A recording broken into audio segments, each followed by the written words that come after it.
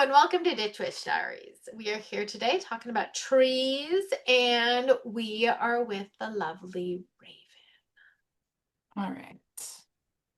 So I was going to do Heather, and then I don't remember why I switched. I don't remember, but we're doing Elder today. So, Okay. some Elder stuff, pictures. Now we're going to start with identification because I love me some identification ability. So the leaves are one of the easiest clues for the elders, especially if they're not fruiting yet. But the leaves have, hold on, I have something in my throat. Excuse me. They have opposite arrangement. And so the leaves are directly opposed from one another. You can see like directly opposite, Hmm. directly opposite, directly opposite, with one at the top. So that's one thing. The other one is it's pinnate leaves, which is like one central stem. So there's just one big stem that the leaves come off of. And so every leaf is attached to this one big stem. And then there's somewhere between 5 to 7 like leaves on each stem. And the leaves are pretty oblong and oval, and they have like these toothy, kind of sharper edges. They're not really sharp to touch, but they look sharp. Now, the flowers typically will bloom late spring, early summer, and the flowers themselves very small, but the clusters are big, big, big clusters of flowers. And they're kind of like a creamy white, slightly going into yellow. So not really a true white and not really a yellow, but kind of like a creamy, almost like eggshell-ish type of white. And they are very strong smelling. Like they smell very sweet, but you don't even have to get very close to smell them. They're kind of like orange blossoms in that way. You can like walk past a tree and smell them and be like, elder, that's elder. And then for the berries, the most famous part of the tree, these tend to bloom late summer, early fall, and they hang in like drooping clusters. So they droop very much like this. They just droop down, and there's a bunch of berries off of each kind of little like stem. Now they start out really green, and then they turn into this really deep, dark purple, almost black color when they're ripe. And we'll talk about the coloring when we talk about the medicinal properties, I think, a little bit. And then they're just really small, tiny little round berries. Now, some basic information. The family is Adoxiae, I think is how you say that. And the genus is Sambucus. There are 20 to 30 species, but by far it seems the most common one talked about, especially for the berries, is the Sambucus nigra. So the like black elder. Now, lots of other names. We have elhorn, elwood, eller tree, the bar tree, boar tree, hilde, Helan tree, the pipe tree, and Judas tree. Ooh, Ooh, Judas. I know. Exactly. Prescient. Um, so lifespan is very much a range, 20 to 60 years approximately. It is a multi-stemmed plant, which means that different stems can die down or like die and then like regrow. So, and this isn't talking about like the whole plant dying down and regrowing, but like stems and branches and twigs can die down and then can regrow from that same spot. So individual stems tend to be shorter lived than the overall like tree, the overall plant. So height is about 16 to 20 feet, but in ideal conditions can get up into the 30s.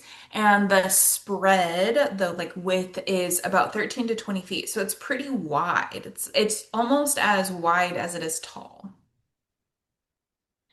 Now, parts used are the flowers, which are called elder flowers, the berries, which are called elderberries, the leaves, and the bark, but we're going to talk about that more in the medicinal part. Oh, the other thing I did not add, I forgot to put where it's like native to growing, but it grows in a lot of different places. It grows a lot of places in the US, but for some reason does not grow natively in Oregon and Washington and a couple other states like Idaho or something. But it grows anywhere in the world where it's like moist soil, but also very hardy soil. So the hardiness zone is like, I think it's like 6 to 9. So it's like it likes really hardy soil. I think that's one of the reasons why it doesn't grow native to most parts of Oregon is because our soil is super nutritive. That's why Mm. like a lot of greenery is here. And it doesn't want that. It doesn't want like super nutrient dense soil. It wants like almost like wet but not nutrient dense soil. So that's kind of, but it's native to all over, just not in a couple of places, not in places where the soil is really nutrient dense. Okay, so elder pipes and flutes. So pipes and flutes were often made from elder tree. So elder branches have this really soft, spongy center. You can see it here. This is 1 year, and then this is like older. And so as the tree matures, it gets like a little bit harder, but it never really hardens. It just becomes a little bit less spongy. So you can just push it out. You just stick a like stick in there, and it just pushes out like cotton almost, and you can pull it out. And so then the tube is just left hollow. So a lot of people, especially a lot of indigenous people, were turning the wood into like pipes or flutes, and you didn't even really need a lot of tools. You needed a stick to poke out the center, and you needed some type of rock or something to make the holes and like the carvings, and then that's it. You had your instrument. They also would hollow out the sticks to I forgot what the technical term for it, but to like blow into fire to add the like air into fire. Like So they bellows would or something. Like, yeah, as they would like hollow out the stick and just blow into the fire to so help I like think bellows imply that, like, yeah, whatever. yeah, whatever. And so we will talk more about this later. Then we have the Harry Potter Association. So I am not a Harry Potter fan. I do like it. I've only seen all the movies once, but I enjoy it. So I'm not super well known with this, but I guess it is one of the three Deathly Hallows, including the Resurrection Stone and the Invisibility Cloak. The Elder Wand is said to be the most powerful wand ever created, and here it is here. Supposed to be made from the elder wood with the I don't know how you say it, this straw tail, which I think is this thing, which is what they pet in one of the movies. So one of the hairs from this thing is in the like core of the wand. Okay. And it is said that its allegiance transfers when its owner is defeated, not necessarily killed. So the owner of the wand doesn't have to be killed for the power to transfer, they just have to be defeated, Hmm. which I guess is how it had jumped from a lot of people. Like a lot of people held like were able to use the Elder Wand, including like Dumbledore and a bunch of other people. And that's why it was able to kind of jump from person to person as so much is because it's when they're defeated. If you are a Potter fan, don't hold this against me if this is not completely accurate. But from what I've found, this is information on the Elder Wand. Yeah, I don't even know if I saw the last one, but I've seen them Yeah. once. And I, Yeah. yeah, maybe you've read one of the books. Yeah. I don't know. You know what? I Yeah. like them. It's just not my preference of like genre, but they're fun. And it is my genre, but it just wasn't my age range. Like Yeah. I was like an adult when these came Yeah. out, and I was just like, it was so like young adult-ish. Yeah, very You know? YA. So Okay. it So, wasn't my thing. yeah. But I don't like I said, I don't have anything against it. I mean, people that are really into Harry Potter, good on you. Like Yeah. Yeah. I know a lot of people who love Harry Potter, so good. hmm Yeah, I like if I went to somebody's house and they were watching it, I would for sure sit down and watch it. But if Me I'm too. scrolling, I'm probably not gonna watch it? Me too. I'm exactly. I wouldn't. Yeah. I'm not neg. Although I feel sad about the whole J.K. Rowling. Yeah, I do that's feel really sad about that, and I feel like it like was very offensive to most of the Harry Potter fans. Like I think yeah. most of the Potter fans were not excited about that whole shtick either. Yeah. So Agreed. anyway, that's Um, nothing against them. yeah. Whatever. Yeah. Okay. So, in two quick things, in most of Europe, it's believed that you should never sleep under an elder tree or burn its wood. We'll talk about why in a minute. And then in Ireland, it's said that witches would ride on elder sticks, not broomsticks, which is Okay. pretty cool.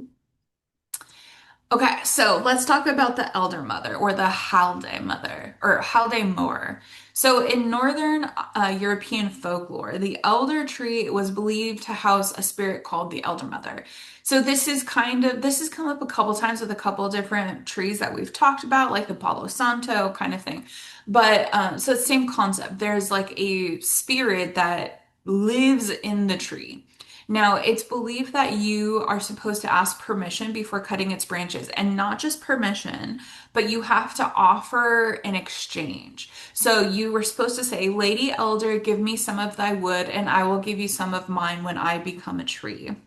And then after you say this, you're supposed to wait and like connect with the tree. And if you feel like you get permission, then you have the permission. Even after you say this, if you feel that you don't get permission, then you walk away. For those of you who don't know what the permission feels like, I feel like once you kind of like get to know the plants more, you kind of know what permission feels like. I always ask for permission before I take anything off of a tree. If it's already on the ground and broken off, then I don't, but I sometimes will just to.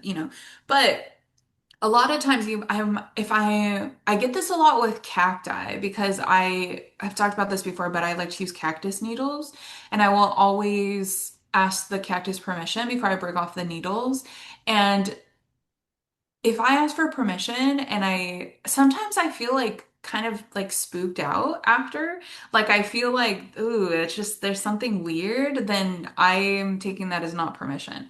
But it's just, I don't know. Once you start communing with the plants, I feel like you know what permission kind of feels like. You just feel good. You feel like, I don't know. Yeah, like go Happy. ahead, like that feeling of Yeah. It's like, like okay. no You just, restraint. If you you feel restraint in your heart, then it's probably a no. Yeah, yeah. Or if a lot of times I'll think like if I feel like sometimes I'll get like this feeling of like happiness, like this feeling of happiness to work with the plant, and then after I ask for permission, I assume that that's a yes.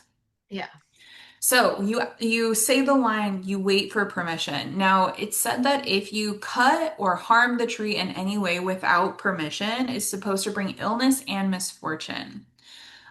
This is a big thing. This is pretty much the one consistent piece of folklore that I found across like Europe, really, about the elder. There's um, a lot of little like folklore things and traditions to do with elder, but the only real like story type thing that came was the elder mother. This was constant. Everybody's talking about the elder mother and respecting the elder tree. So protection in households in Northern European, it's people planted it near their homes to ward off evil spirits, the evil. The evil. It's also tied to death, cycles, and transformation. Now, a lot of this is going to be in Europe. Most of the history and lore that I come across was Europe, not really anywhere else. So, linked to death cycles, transformation, a lot of times it was planted near graves. It was believed to protect the dead. Also, elder was often used in coffins.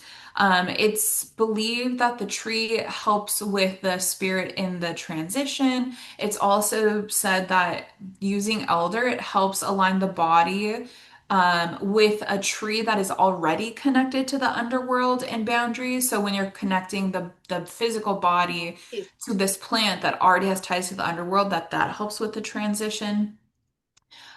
It could also be because elderwood is pretty pliable, but who knows? And then some fairy lore. So in part of the British Isles, it's considered a fairy tree. And so it's believed that if you disturb it, you could anger unseen beings, specifically the fae. Now, it is a witch-associated tree, so it's believed that anytime you see an elder, that's a place where magic happens. That is a very magical place.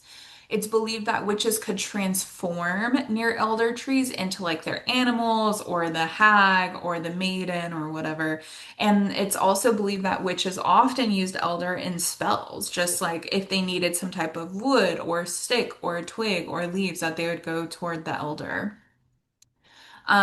It was also believed that standing under an elder tree at certain times would help you see spirits or the fae, but it had to be when boundaries were thin. So, Midsummer's Eve, I didn't see anything about Samhain, but I would assume that is even more, After. arguably more of a thinner Yeah. boundary compared to even Midsummer. Yes. Um, Midnight, especially under a full moon, and then twilight, either dusk or dawn. So, like a boundary type of space, if you were to stand under the elder tree, that you could see these spirits, especially bonus points, easier time seeing spirits if you were drinking elder wine under the elder tree.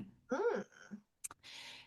Okay, so let's talk about medicinal stuff. So, first of all, ripe berries toxic and or sorry, unripe berries toxic and also ripe but raw toxic. So raw ripe berries can cause nausea, vomiting, diarrhea. It's mildly toxic. And unripe green berries, way more toxic, should not be consumed in any way. If you're consuming the berries, they need to be dark, dark, dark berries. And they need to be processed. So ideally, how you would process them is to cook them. Now, you want to make sure that all the stems and leaves are removed because the stems, even more toxic than the unripe berries. So, Wow. very toxic.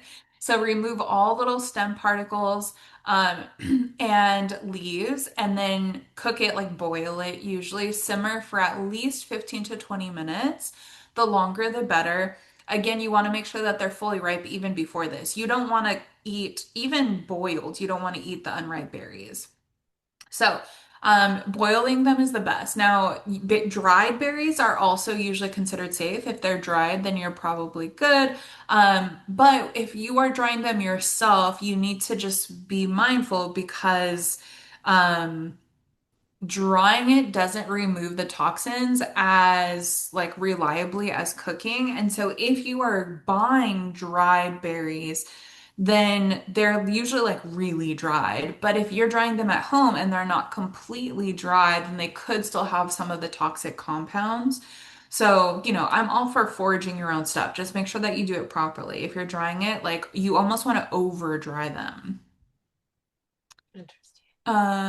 Okay. So flowers are, oh, hold on. Is there something else?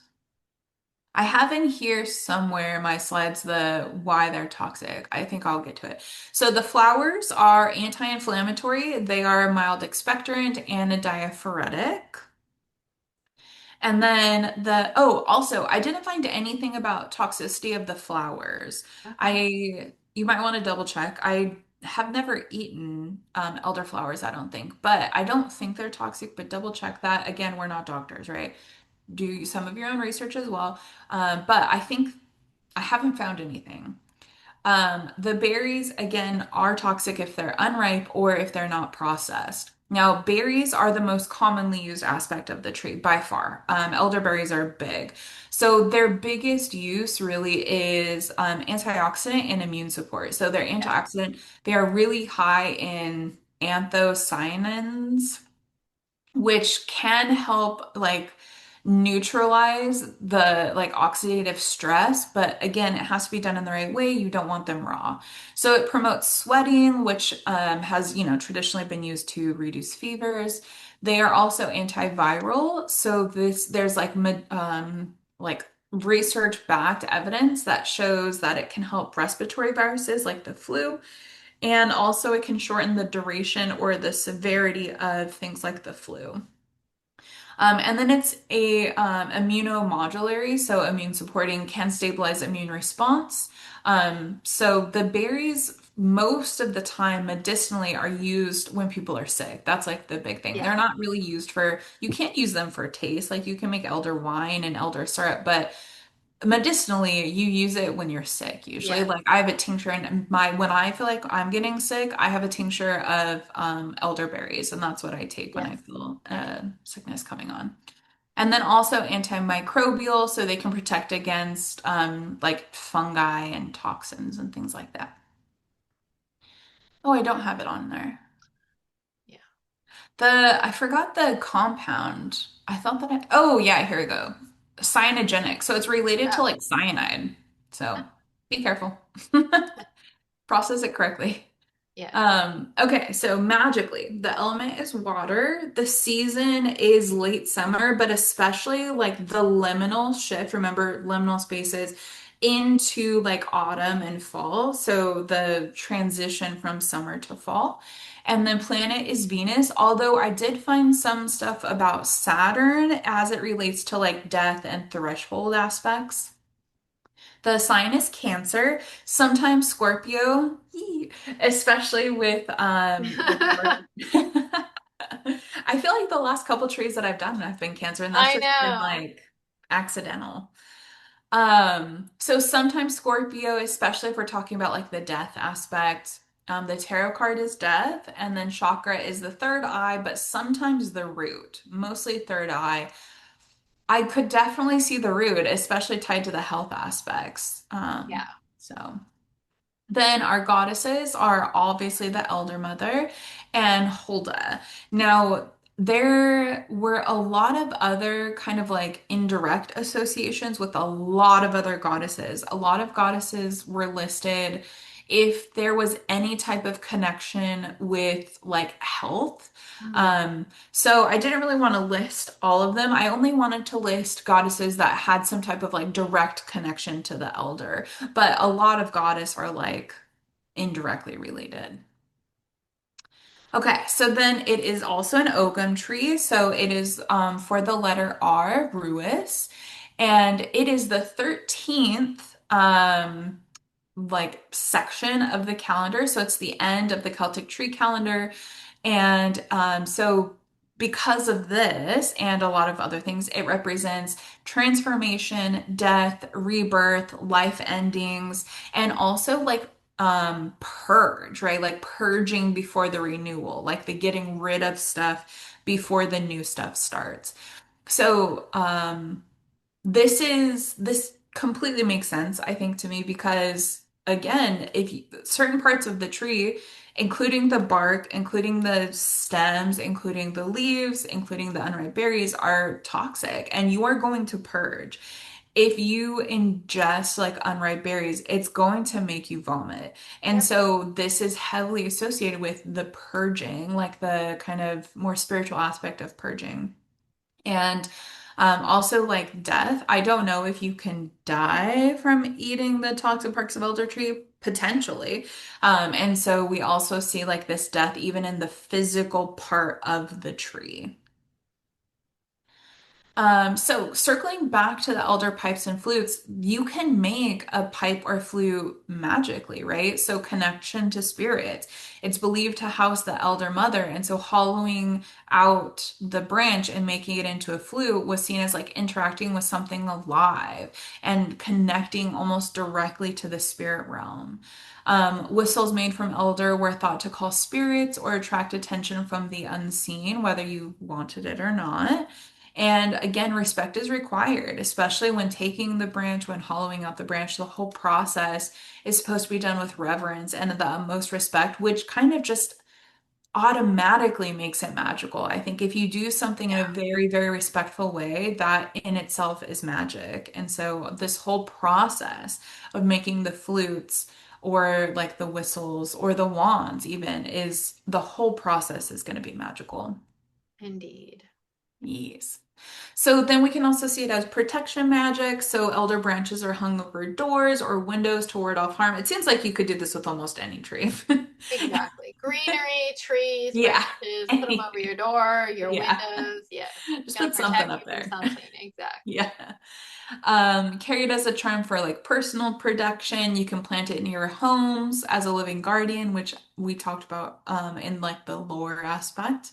Uh-huh. And then again, spirit communication, divination. So it can be used in like scrying rituals, dream work.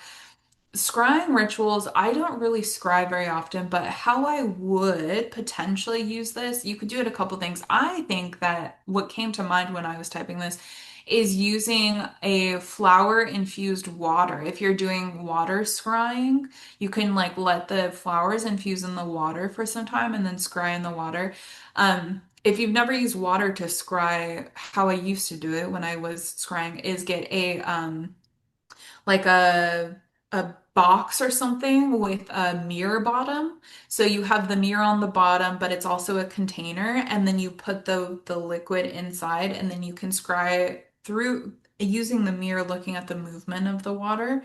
But I mean, there's a lot of ways you can Yeah, scry. another way that that came to mind first, but another way too is if you use your tincture is going to get dark purple, and to Mm-hmm. put that in the water and kind of swirl it around Well, and yeah. Yeah, like a deeper like glass or uh-huh. bowl of water. Yeah, I could see that for sure too. And then it's also believed that elder can help reveal hidden truths, which is why it's often used in like scrying stuff. You could also, if you use like a crystal ball to scry, you could just like anoint the ball with like the liquid. There's all, or the juice, the berry juice, whatever. There's lots of different ways. Yes. And then we have, oops, sorry, transformation and ending. So again, associated with boundaries like safety and danger. The tree itself is very much like, I know I keep going back to this, but it's kind of like rose, right? Rose is our duality plant where it's like love and soft and beauty and good smell, but it's covered in thorns, crazy painful thorns. And so it's this like dichotomous nature, and the Mhm. elder tree is also associated with that because the berries, if they're ripe and processed, so good for you, so good for your health, amazing. But if they're unprocessed or unripe, can be dangerous. So we Yeah. see this like this threshold nature coming back over and over and over again. Death and rebirth cycles, letting go, grief, transitions, purging, all of that. And then again, magical tools. And then the associations of it just with a witch. It's a witch's tree. Remember, witches gather under the elder tree. They can transform under the elder tree. In Used in, Ireland, they ride a yes, they elder ride stick. on the elder stick. Yes.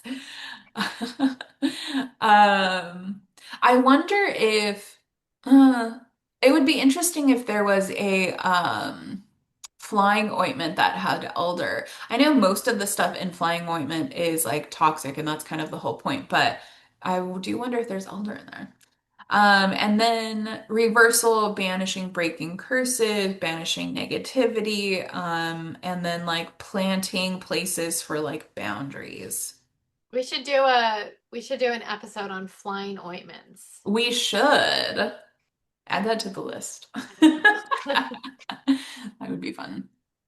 But that's it. That's all I got. That's our Awesome. elder. I love it. I love it.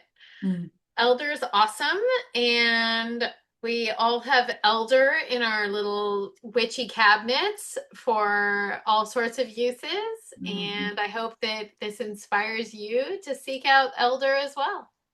Anyway, like and subscribe and share and all that good stuff below. And we will see you at the next Ditch Witch Diary.